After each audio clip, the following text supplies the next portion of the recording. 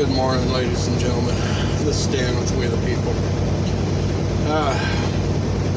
I wasn't on a whole lot this weekend, and I took off work yesterday because, well, yesterday was the 1-year anniversary of my granddaughter passing away.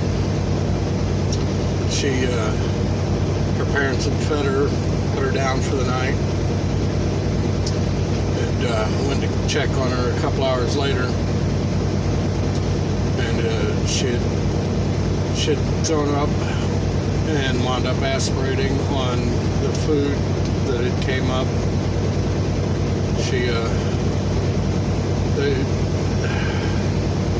They rushed her to the hospital and everything. She wasn't breathing. They got her to the hospital, and then they got her put on life support and breathing, and then they airlifted her to Evansville, Indiana. And on the 25th of January, she was pronounced brain dead. So it was needless to say, a very difficult time. I got the call while I was out on the road. I was in New York State, and this all happened on a Thursday, and then I was an owner-operator at the time, so, and I was empty. I was headed to get a load, so I called up my dispatch, told them, look, I'm not picking up a load, I'm going home. And I ran from New York back here to Illinois. It was just a horrific day. She wasn't even 2 years old yet. And my daughter, her mother, my daughter, this was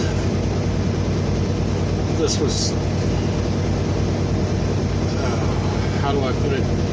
When she was 14,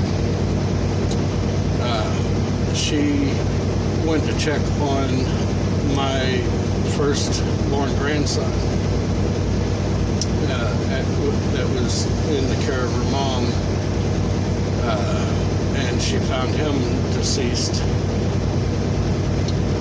And she went through years of therapy over that.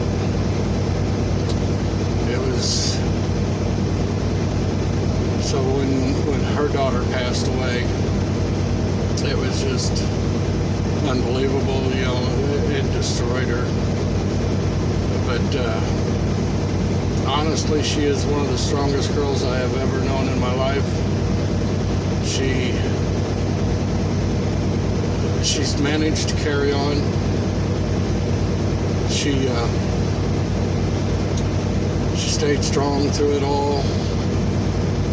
Even today, she's still holding it together. I mean, yesterday was really rough on her.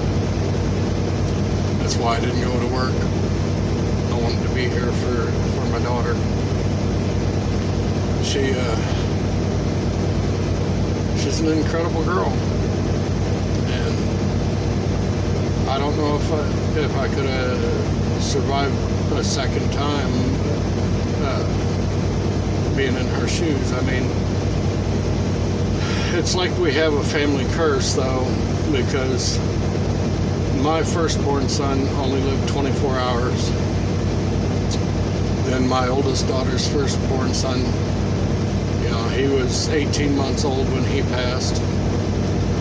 And now my second oldest daughter, her daughter passed away at about 19 months old. So it's as if there's some sort of curse on the family or something, but it makes your life really heartbreaking.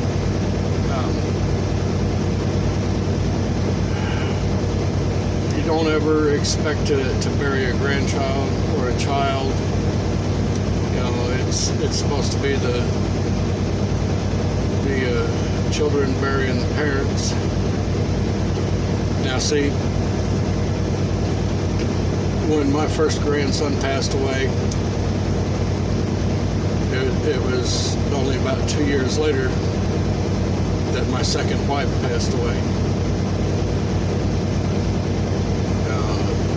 And then my life went to hell, and that's when her parents decided that they said that they were going to take me to court for my son, and because they have money,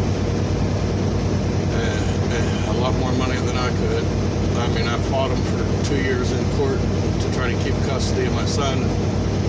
Finally, they bankrupted me, and I wound up homeless and on the streets, and they wound up with custody of my son. And now I've rebuilt my life, and I'm kind of prepared for what comes at me. But you're never prepared for the loss of a child or a grandchild. It's just one of those things that life throws at you, that you have to be strong mentally to be able to survive it.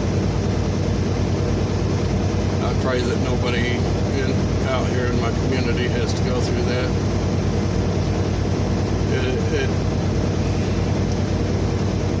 I still can't believe that my granddaughter is gone. Can't believe that my grandson's gone. These were young, healthy children. It was unexpected. Just, there are things that we prepare for in life. There are things that we know are going to happen. And then there are things that there's no way you could prepare for, no matter what you do. The loss of a child, grandchild, loss of a spouse. As preppers, we try to prepare ourselves for world disasters, economic disasters, civil unrest, all of those things. But there, like I said, there are things that no matter how hard you try to prepare yourself, you can never be prepared for them. These are unexpected and heart-wrenching things that will happen.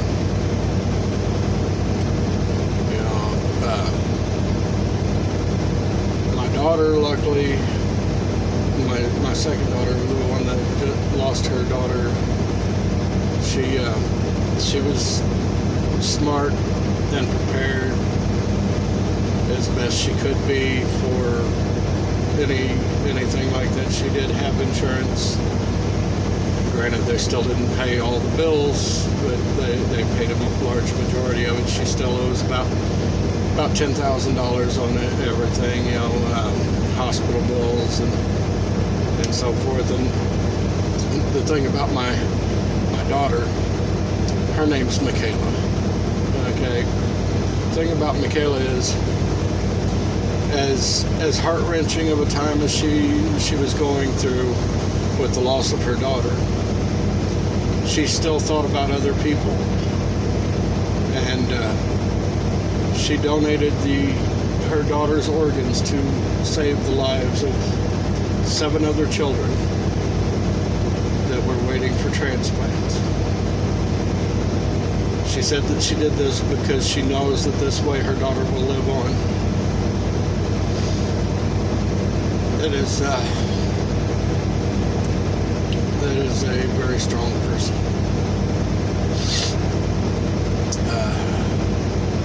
These times, in a way, I guess I should be thankful that my grandchildren are having to live through all this crap that's going on in the world right now. They won't have to suffer through the events that are coming down the line. But I would much rather have them here You know, as a truck driver, I didn't get to see my grandbabies as much as I would like to. You know, I didn't get to spend that much time with them because of my life out here on the road. I gave up time with my family to make a living, and it makes me wonder a lot if this life that I'm living driving trucks is worth it. You know, but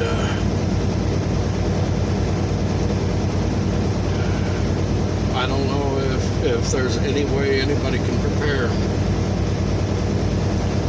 for the loss of a loved one. These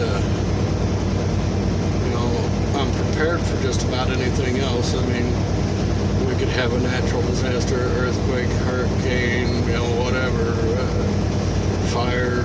I can prepare for those things, and I am prepared for them. I'm prepared for civil unrest. I'm prepared, you know, to take on the government if I have to.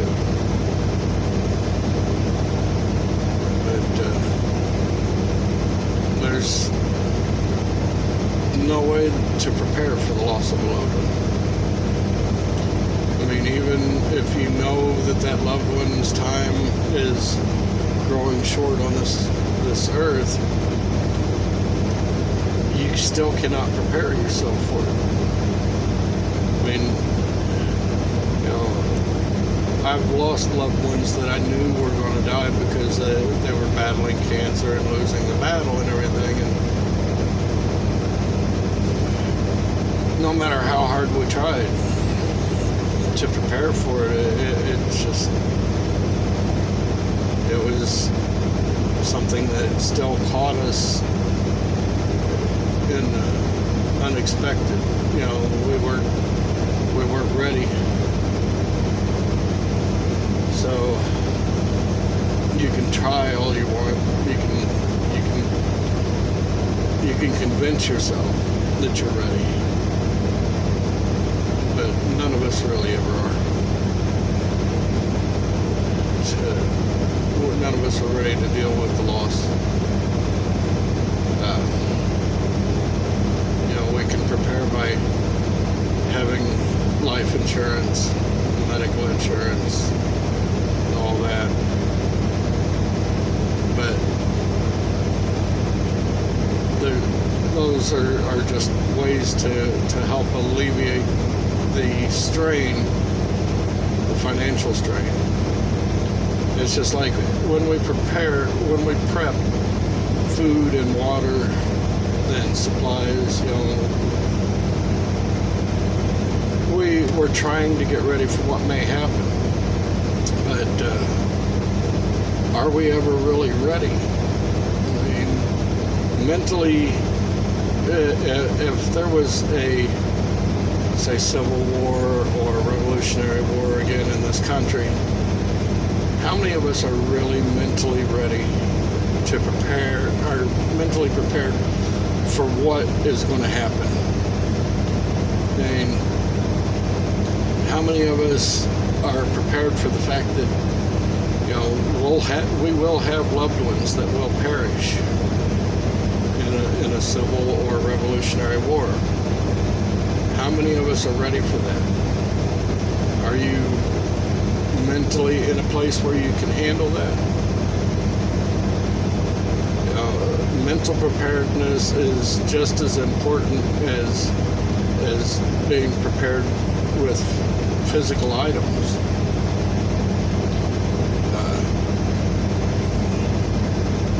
You know, even civil unrest, when it pops up, how many of us are prepared to actually deal with that mentally? I mean, we can have the preps that we need: food, water, lights, you know, freedom seeds and sticks and all of that. But when it comes to people knocking and trying to kick in your door and you know, trying to take what you have, are you going to be mentally prepared for what you have to do?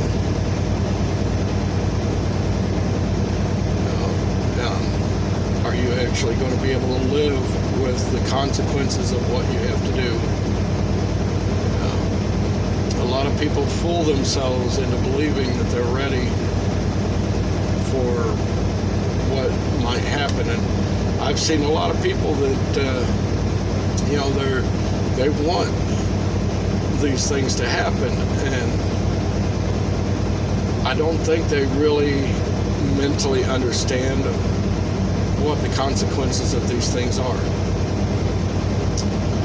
because any person that understands those things would never pray for war. They would never pray for an uprising of any kind. They would never be going gung-ho thinking, okay, I'm ready to take on the world, because those of us that have been there, we've seen death in every shape and form. We know these are not things that we want.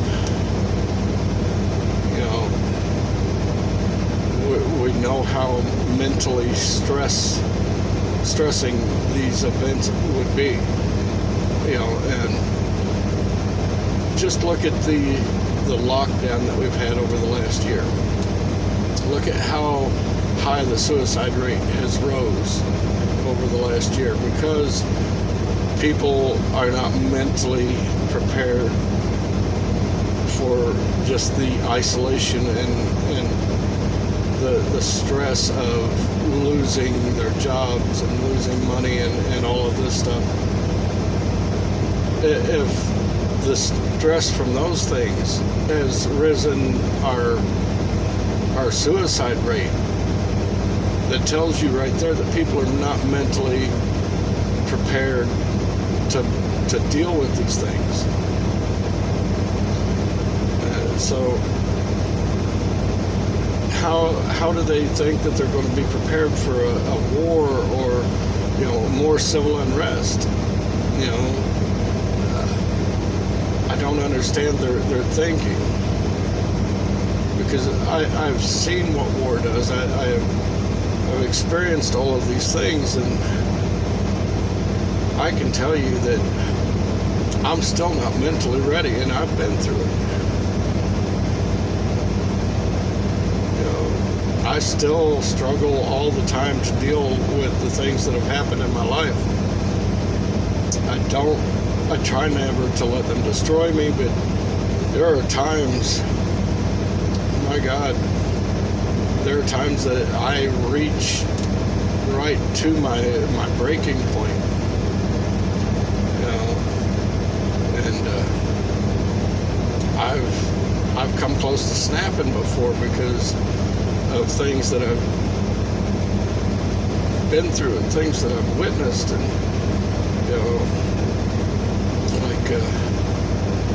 I witnessed an accident. It's been several years back, but I'd witnessed an accident where a truck driver killed a family of 4 because he was playing super trucker. He'd been driving for like 23 hours nonstop, and this was a time before before electronic logs. He was still on paper logs, but he killed a family of 4 and injured like 6 or 7 other people. Well, it happened at a construction zone in the middle of the night on the other side of the bridge from where I was sitting waiting for the light to turn green. I witnessed it happen, and after the paramedics and the police and everybody got there, they pulled this little kid out of the car, and the child was deceased, and all I could see was my grandchildren, and I lost it. I mean, I wanted to get my hands on this guy so bad, I started charging through the police to go and I wanted to kill him.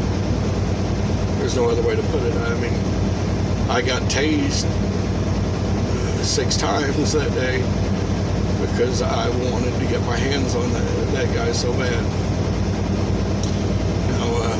No charges were brought against me. The police understood, when I came to, they had me in cuffs and everything, and they were asking me what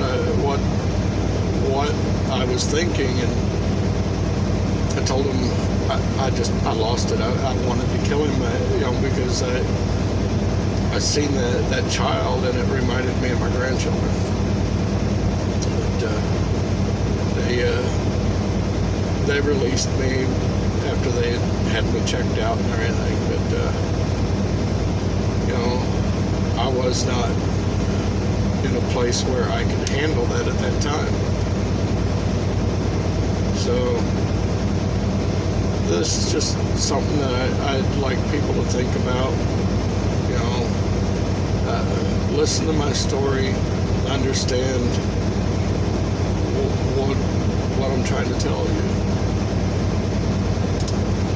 We are not the barbarians that we were at one time. It used to be, I mean, the death of other people, death of children was so commonplace that we didn't let it affect us like we do now.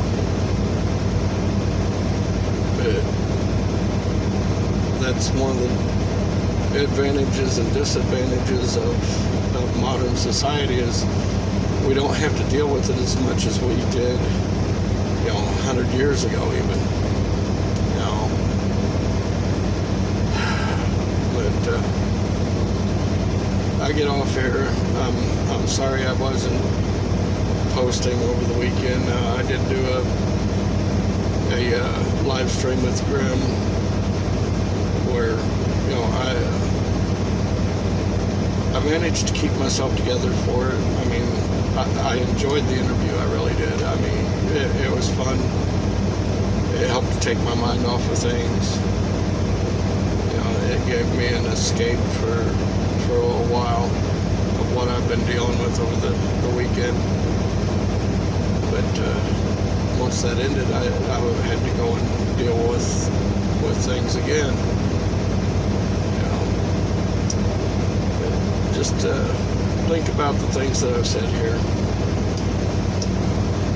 And I appreciate each and every one of you that watches my videos and gives me a thumbs up and all that. And I hope each and every one of you would take something away from each video. This has been Dan with We the People. God bless you all. Have a good day. Bye-bye.